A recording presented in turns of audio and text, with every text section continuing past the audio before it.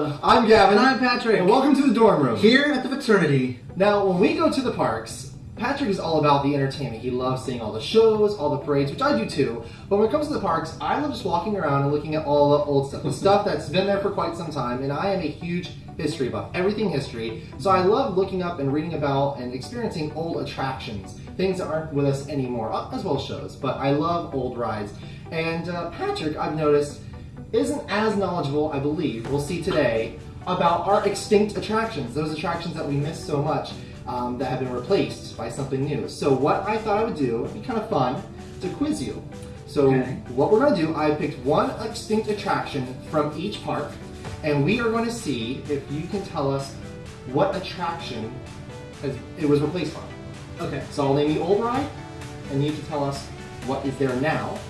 You don't have to give us all these facts. But I got some interesting facts, of course, so we can all be informed of what's going on. But are you ready? Think you can do it? I don't know. Maybe, possibly. And mind you, I have not seen any of these. He hasn't. He hasn't. I worked hard on these. He hid them. I haven't seen them. So I literally hid them somewhere here in the dorm room, and he didn't see them all day. So right, here we go. Let's do it. Okay. It's an easy one. This one you should know. So it's the Animal Kingdom. Okay. All right. Countdown to extinction. Wow. Dinosaur. I told you it was easy. Oh. It was easy. Now here's an interesting story and facts about Countdown to Extinction. It opened up with the park, and that was back in 1998, April 22nd to be exact. And it was only 2 years later that in May of 2000 we had the dinosaur film come out in theaters. And so Disney quickly, without really shutting the ride down, rethemed, renamed. Most of the attractions stayed the same, but what they had to do, because Countdown to Extinction was a lot scarier, a lot more intense, because it wasn't based after a film. Rawr. Right, rawr. So what they had to do, here's the interesting thing. You know that, I don't know the name of the dinosaur, the one that chases after the vehicle, the Time Rover? Oh, the... Kind of looks like a T-Rex, but it's not a T-Rex. It's a lot more intense. He does not... Oh, that, yeah. Dinosaurus. Something. So you guys know, if you've been on the attraction, he chases after... Comment down below if you know the name. Yeah, correct us. So he actually used to not make sound effects after the vehicle speeds away from him. It was actually this really loud, intense music, and it would freak kids out. So they had to tone it down, get rid of the music, and they had to add the sound effects so it kind of feels like he's not after you anymore, and that you've left him and you're safe. But the attraction still freaks kids out, let's be real. It's still kind of intense. Patrick gets scared on it. I do. All right, next one. This one is over at Disney's Hollywood Studios. Now, when this attraction was there, it was Disney's MGM Studios. Okay. Who Wants to Be a Millionaire? Play it. Hello. None only other than Frozen Sing Along. Oh wait, no. American Idol experience, and then Frozen Sing Along. Is that your final answer? That was not scripted. I totally saw that. You really think so? Yeah. All right. So, Who Wants to Be a Millionaire? Play It was actually where we now have Toy Story Midway Mania. Oh, you're right. Yep. Oh. So that attraction opened up in 2001. It closed in 2006.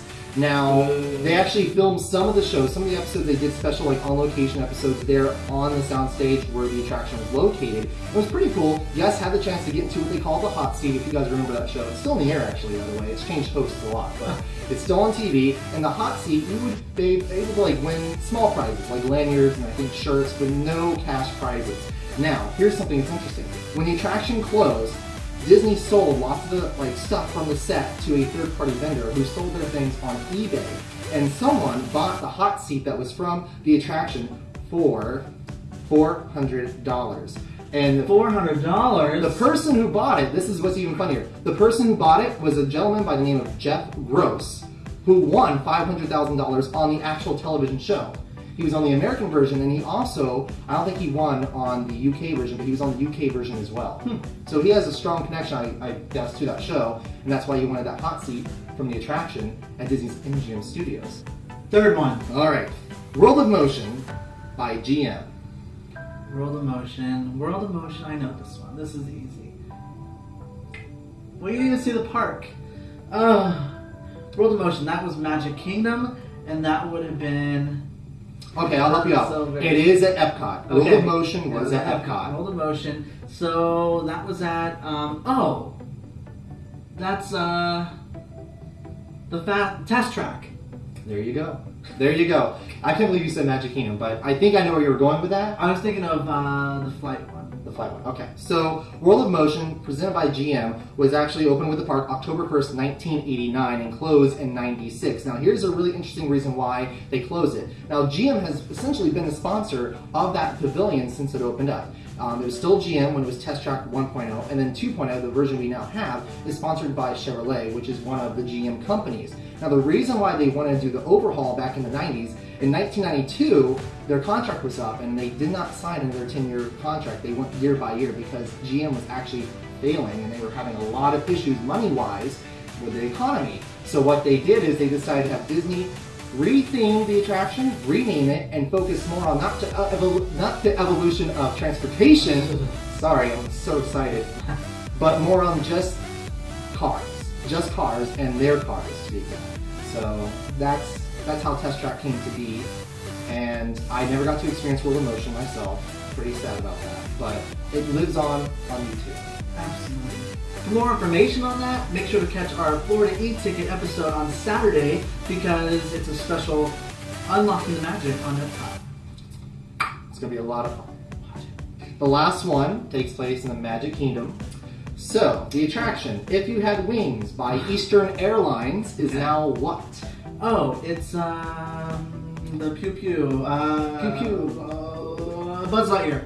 Spin. There you go. Buzz Lightyear's Space Ranger Spin used to be If You Had Wings, which was sponsored by Eastern Airlines. Now, this is really interesting here. That opened up in 1972, closed in 1989, and then it changed sponsorship. So Delta took over, and it became Delta Dream Flight, which was a fan favorite. A lot of Disney people loved that.